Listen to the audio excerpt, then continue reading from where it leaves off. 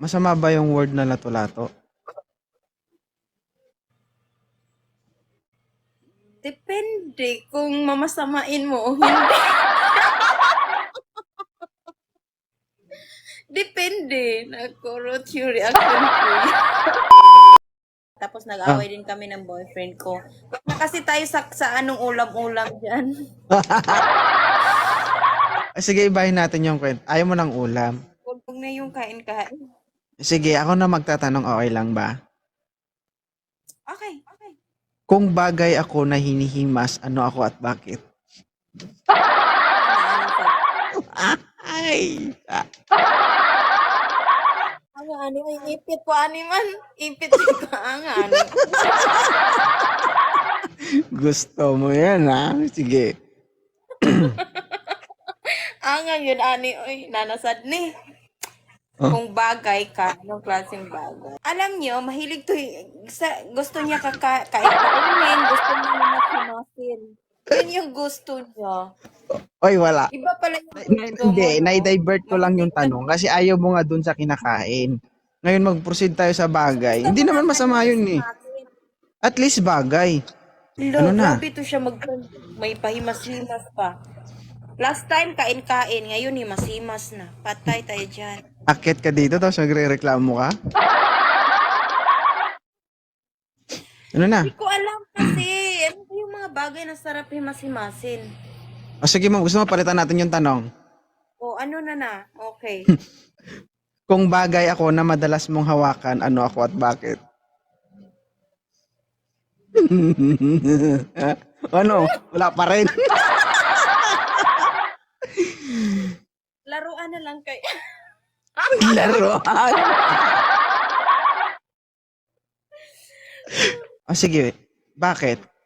Kita mo yung bola, yung squishy na bola. Gusto ko yun eh. Gusto ko yung hinayawak-hawakan. Para kasi siyang, ang lambot. Bola? Ang lambot hawakan. Bola o lato-lato? Oo.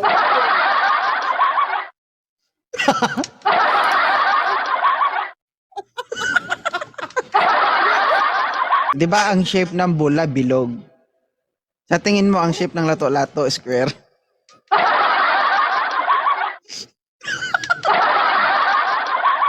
Walang masama sa sinasabi ko ah. Walang masama. Oy. Walang masama sa sinasabi ko.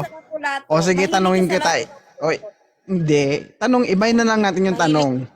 Ibahin na lang natin yung tanong para yun, May, di ba aware ka sa lato-lato? Paano Ganun yung lato-lato. Paano laruin yung lato-lato?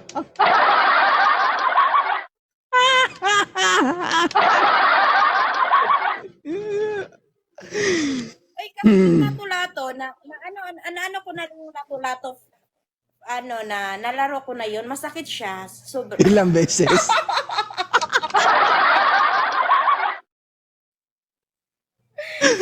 Matigas yung, oo, matigas yung Umakahinga.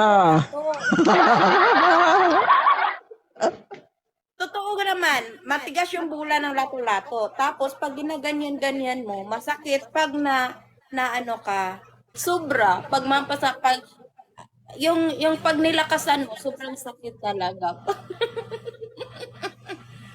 Ay, masakit. First time mo daw. Oo. Bakit ba? Yun naman mga lato-lato eh. Masama ba yung tanong na Di lato-lato? ba lato-lato yun?